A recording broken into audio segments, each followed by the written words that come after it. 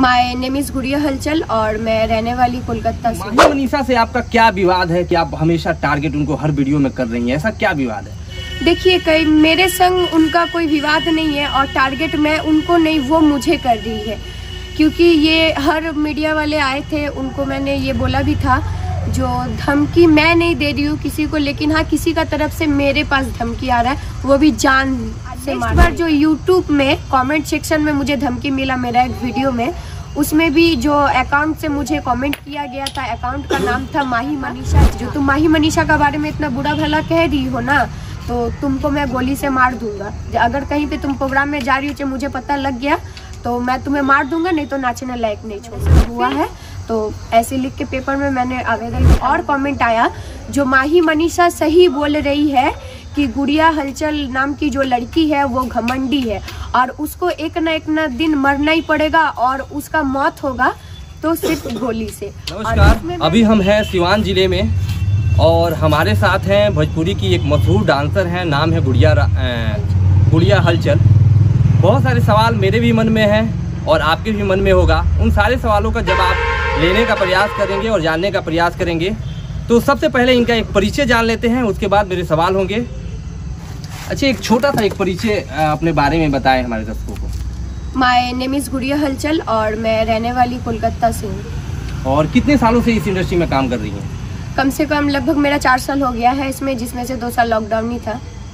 अच्छा, ये तो था इनका परिचय। अब सबसे पहला सवाल होगा मेरा, या कि ये बताइए कि माही मनीषा से आपका क्या विवाद है कि आप हमेशा टारगेट उनको हर वीडियो में कर रही हैं? ऐसा क्या विवाद है? देखिए, कई मेरे संग उनका कोई विवाद नहीं है और टारगेट मैं उनको नहीं, वो मुझे कर रही है। क्योंकि ये हर मीडिया वाले आए थे, उनको मैंने ये बोला भी था, जो धमकी मैं नहीं दे रही हूँ किसी को, लेकिन हाँ किसी का तरफ से मेरे पास धमकी आ रहा है, वो भी जान से मारने का। लेकिन ये विवाद शुरू किस चीज़ से हुआ, वो तो पता होगा आपको? एक बालाहट्टा का प्रोग्राम था, झंडा मेला का, तो उसमें मैं गई थी। उसमें 6 टॉली लगे हुए थे, जिसमें से एक टॉली माही मनीषा का भी था, एक टॉली काजल राज का था, एक टॉली मेरा था, बाकी 3 को वगैरह था, मुझे नहीं जानकारी है। उसी प्रोग्राम में सबसे पहले बार जो उन लोगों ने फेस टू फेस धमकी दिया था, जब मैं गाना चालू हुआ, जब मैं अपना प्रदर्शन दिखाने के लिए अपने टॉली में चढ़ी, तो वो लोग जैसे मुझे देख लिया, तो देख के उन लोग का भी बॉक्स में गाना बज रहा था, लेकिन वो लोग डांस छोड़ के ऐसे जलीले हरकतें करने लगे। वहाँ पे 6 टॉली लगे हुए थे, 6 टॉली में तमाम बॉक्सें लगे हुए थे, जिसके वजह से उनका मुंह से बोला हुआ शब्द मुझे सुनाई नहीं दे रहा था। लेकिन हाँ, वो जो हाथ पैर का इशारा वो कर रही थी, वो स्पष्ट मुझे और वहाँ पे तमाम पब्लिकों को दिखाई दिया। जैसे वो हाथ से इशारा कर रही थी, मैं नीचे उतरूंगी तो तुम्हारा झोटा खींच लूंगी, गोली से तुमको मार दूंगी, तो थप्पड़ का इशारा दिखा रहे हो, तो घूसा का इशारा दिखा रहे हो, तो वो अपने लात का इशारा वो दिखा रही थी। लेकिन उसमें मैंने थोड़ा सा भी रिएक्शन नहीं किया। क्योंकि उस टाइम मेरे बॉक्स में गाना बज रहा था और कंपटीशन का दौरान में उसमें मैं डांस का प्रदर्शन अपना दिखा रही थी, इसलिए कोई रिएक्शन मैंने नहीं लिया। उसके बाद उसे गाना खत्म हो जाने का 1 से 1.5 मिनट बाद उन्होंने अपना अखाड़ा वाला लोग को, एक व्यक्ति को अपने टॉली में चढ़ा के कान में कुछ बोल के मेरा टॉली की तरफ ऐसे हाथ का इशारा उन्होंने दिखाया, ठीक है। उसके बाद 1 से 1.5 मिनट गैप देके सामने से एक बड़ा सा पत्थर आया, जो मेरे घुटना में मुझे चोट लगा था। और ठीक उससे ही 1 से 1.5 मिनट बाद, कम छोड़ के ज़्यादा नहीं होगा, वही व्यक्ति फिर टॉली में चढ़ के जो बड़ी बहन है माही, उसका कान में कुछ बोल के तीनों मिलकर बहुत ज्यादा हंसी मजाक वो लोग उड़ाने लगे। नहीं, हो सकता है कि आपको चिढ़ाने के लिए या एक माहौल रहता है, उन्होंने इशारा कर दिया, उस चीजों को आप शब्द क्यों दे रही हैं? देखिए, सबसे पहला बात, मैं उतनी भी छोटी नहीं हूँ जो किसी का थिंकिंग मैं ना समझूं, चाहे किसी का हाथ पैर का इशारा, चाहे बोल का इशारा मैं ना समझूं, ठीक है। मुझे जो लगा वो मैंने कह दिया है। फर्स्ट जो उनके तरफ से धमकी आया, और नेक्स्ट बार जो यूट्यूब में कमेंट सेक्शन में मुझे धमकी मिला मेरा एक वीडियो में, उसमें भी जो अकाउंट से मुझे कमेंट किया गया था, अकाउंट का नाम था माही मनीषा झा, लेकिन वो उनका असली आईडी नहीं था, वो किसी और का आईडी था, जिसमें से उसमें भी मुझे धमकी दिया गया था, जो तुम माही मनीषा के बारे में इतना बुरा भला कह रही हो ना, तो तुमको मैं गोली से मार दूंगा। अगर कहीं पे तुम प्रोग्राम में जा रही हो, मुझे पता लग गया तो मैं तुम्हें मार दूंगा, नहीं तो नाचने लायक नहीं छोड़ूंगा। फिर जो कल इंस्टाग्राम का आईडी में एक रील्स में कमेंट सेक्शन में मुझे जब एक और कमेंट आया, जो माही मनीषा सही बोल रही है कि गुड़िया हलचल नाम की जो लड़की है वो घमंडी है और उसको एक ना दिन मरना ही पड़ेगा और उसका मौत होगा तो सिर्फ गोली से। और उसमें मैंने एक गलती किया था, जिसमें से जब मुझे यूट्यूब अकाउंट में जब मुझे वो कमेंट सेक्शन में धमकी दिया गया था, उसका मैंने स्क्रीनशॉट नहीं मारा और वो कमेंट करके भी वो व्यक्ति जल्द से जल्द वो कमेंट डिलीट कर दिया था। जैसे उसने देखा जो हाँ उसका कमेंट देख के मैं रिप्लाई दे दिया हूँ तो उसने डिलीट कर दिया था। लेकिन कल का जो मुझे धमकी मिला उसका मैंने स्क्रीनशॉट भी मार के प्रूफ का तौर से मैंने रखा है। अच्छा, क्या इसकी शिकायत आपने किसी प्रशासन अधिकारी या विभाग में किया है क्या? जी, मैं अभी थाने से ही मैं आ रही हूँ और थाने में जाके मैंने आवेदन भी दे के आया है जो हाँ ऐसा ऐसा बात है, ऐसा ऐसा मेरे संग हुआ है, तो ऐसे लिख के पेपर में मैंने आवेदन भी थाने में दे के आई हूँ। एक बात और लोग सोच रहे हैं कि आप बड़े लोगों को टारगेट करके खुद को मतलब पॉपुलर करना चाहती हैं, ऐसा कुछ है क्या? आई नो, मेरे अंदर वैसे थिंकिंग कुछ नहीं है। और सबसे पहला बात, अगर बड़े लोग में होते जो किसी बड़ा लोग का नाम पकड़ के मैं अगर पॉपुलर होना चाहती, जैसे सोमिया पोखरल को ही पकड़ लीजिए, वो खेसारी लाल जी का टैटू बना के आज वो पॉपुलर हो गई। अगर मुझे होना भी होता तो मैं किसी बड़े कलाकार का नाम लेके मैं पॉपुलर होती, ना ही कोई बड़े कलाकार का नाम पकड़ के। क्योंकि सबसे पहला बात, मैं जिस लेवल की डांसर हूँ और वो लोग जिस लेवल की डांसर है, हम दोनों में जमीन आसमान का तफावत है। भले उन लोग का फैन फॉलोइंग ज्यादा होगा, लेकिन मैं समझती हूँ अगर कलाकारी में अगर कोई देख ले, चाहे डांस का इसमें कोई अगर देख लो, तो मैं उन लोग से कहीं गुना स्टेज बड़ी हूँ। अच्छा, किस तरह आप अलग मानती हैं कि उन लोगों से मैं अलग हूँ? मैं इसीलिए मैं अलग अपने आप को मानती हूँ क्योंकि छोटा से मैंने मेहनत किया है, 5 रकम का डांस का मैंने कोर्स लिया है और 5 रकम का डांस भी मैंने सीखा है, जो मेरे अंदर वो हुनर है। और उन लोग का आप लोग देखे ही होंगे, हर वीडियो में हर गाना में उन लोग के पास 2 ही स्टेप है, जो एक कूदना, एक भूत के तरह बाल घुमाना। अच्छी एक बात मुझे और सवाल का जवाब दीजिए। उन्होंने मान लेते हैं कि कुछ नहीं किया है, कहीं से सीखा नहीं है। आपने बहुत कुछ किया है, बहुत जगहों से इंस्टीट्यूशन में सीखा है, लेकिन एक तरह से लॉजिकली देखा जाए तो दोनों लोग एक ही जगह पे हैं, फिर फायदा क्या, मतलब क्या आपके सीखने से? देखिए, सबसे पहला बात, अगर इस लाइन पे अगर आने का मेरा कुछ थिंकिंग था तो ये इस लाइन में मुझे मेरे ही जो दिल के बहुत करीब थी एक दोस्त जो मुझे धोखे पे यहाँ पे लाई थी। आसाम सोल का नाम बोल के हमको बिहार में लेके आई थी, क्योंकि मैं कोलकाता में भी छोटा मोटा स्टेज शो मैं करती रहती थी। मुझे डांस करना बहुत ही ज़्यादा पसंद लगता है और वो यही बोल के जो आसाम सोल में जाना है कुछ दिन का प्रोग्राम के लिए, जो मुझे बिहार में लेके आया।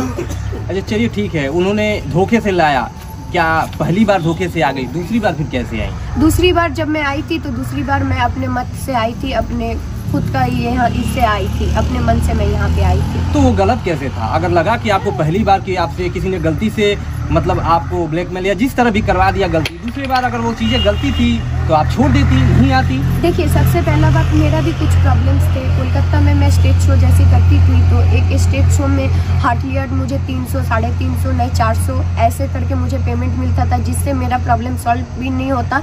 और जो मेरा एक लड़की का कुछ बहुत रकम का शौक रहता है, जो उतना सा पैसा में मेरा पूरा नहीं होता। और मैंने पढ़ाई लिखाई भी उतना दूर तक नहीं किया, 9th क्लास तक मैंने कंप्लीट किया है, जो नॉर्मल सा बात है। कोलकाता जैसा उतना बड़ा एक शहर में कॉल सेंटर में भी मुझे काम नहीं मिलता।